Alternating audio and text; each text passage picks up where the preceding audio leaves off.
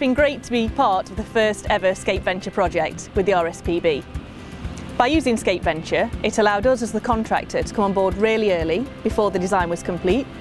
We brought our expertise to the table and we looked at the frame, which was going to be a steel frame.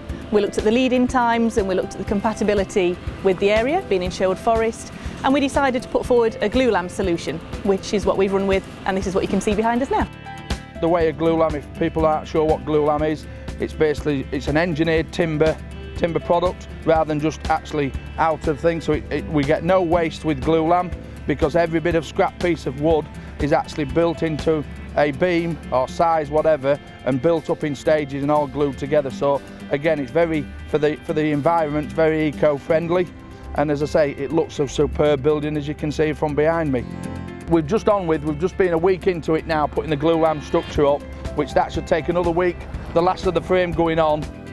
The next big thing is getting the roof on, and that's going to be our next big task. And then we've got the curtain walling going in. I suppose from my perspective, I can't wait till we're watertight then. It then becomes a building almost, you get what I mean, as opposed to a building site. I've worked on this project since late 2014 for the RSPB.